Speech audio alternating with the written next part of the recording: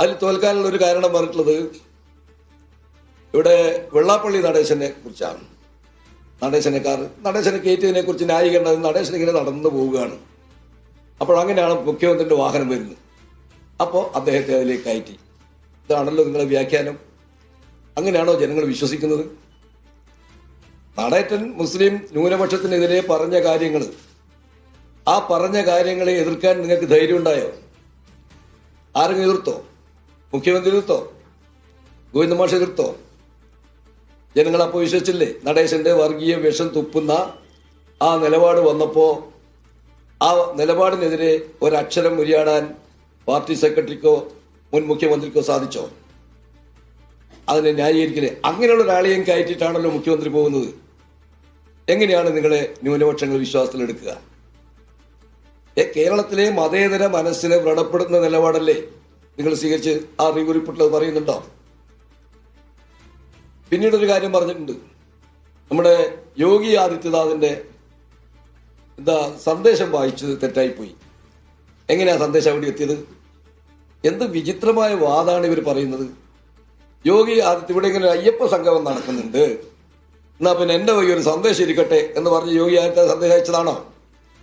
ഒരു മുഖ്യമന്ത്രി സന്ദേശം നൽകേണ്ട ആവശ്യപ്പെട്ടിട്ടുള്ളവരുണ്ടാവുമല്ലോ. ആരാണ് യോഗി ആദിത്യനാഥിനോട് സന്ദേശത്തിന് ചോദിച്ചത്? എങ്ങനെയാണ് സന്ദേശം അവിടെ എത്തിയത്? പറന്നു വന്നിട്ട് എത്തിയല്ലോ.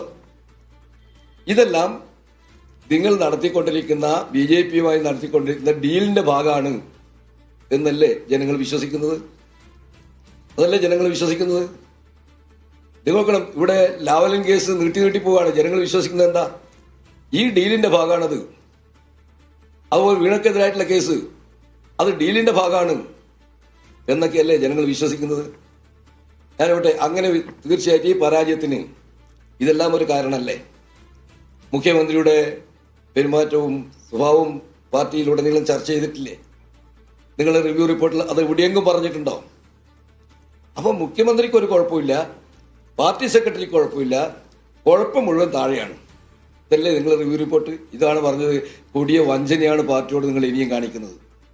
ജനങ്ങൾക്കറിയാം, ജനങ്ങൾക്ക് കൃത്യമായിട്ട് അറിയാം ആരാണ് ഈ പരാജയത്തിന് ഉത്തരവാദി. ചില ബ്രാഞ്ചുകളിൽ നടക്കുന്ന ചർച്ചയിൽ പറഞ്ഞിട്ടുള്ള ചില സഖാക്കൾ പറഞ്ഞത്, ഇവിടുത്തെ ജില്ലാ സെക്രട്ടറിയും സംസ്ഥാന സെക്രട്ടറിയും പാർട്ടിയിൽ നിന്ന് പുറത്താക്കിയാലേ ഇനി ഞാൻ ബ്രാഞ്ചിലേക്ക് വരുള്ളൂ എന്ന് പറഞ്ഞു പോയ സഖാക്കളുണ്ട്.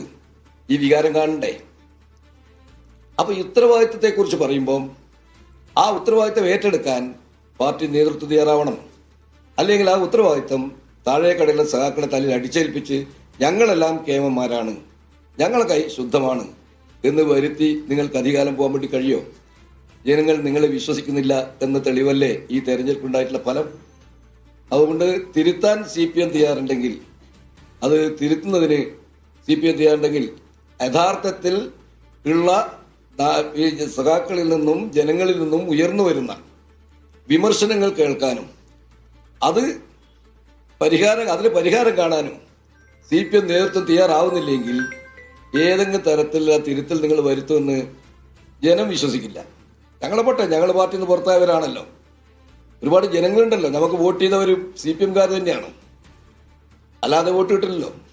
രാകേഷ് പറയുന്ന പോലെ പള്ളി എന്ന് പറഞ്ഞിട്ടല്ലല്ലോ പയ്യന്നൂർ വോട്ട് ചെയ്തത്, പള്ളി എന്ന് പറഞ്ഞിട്ടല്ലല്ലോ തളിപ്പറമ്പിൽ വോട്ട് ചെയ്തത്, പാർട്ടിക്കാരല്ലേ വോട്ട് ചെയ്തത്.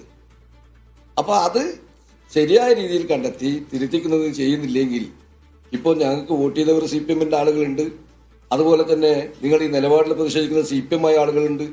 അവരെയെങ്കിലും നിങ്ങൾക്ക് ആശ്വസിപ്പിക്കാൻ കഴിയണമെങ്കിൽ സത്യസന്ധമായ ഒരു വിലയിരുത്തലാണ് നിങ്ങൾ നടത്തേണ്ടിയിരുന്നത്. അത് നടത്തിയിട്ടില്ല എന്നതാണ് ഈ കാര്യം മാഷുടെ പത്രസമ്മേളനം കേട്ടപ്പോൾ എനിക്ക് തോന്നിയിട്ടുള്ളത്.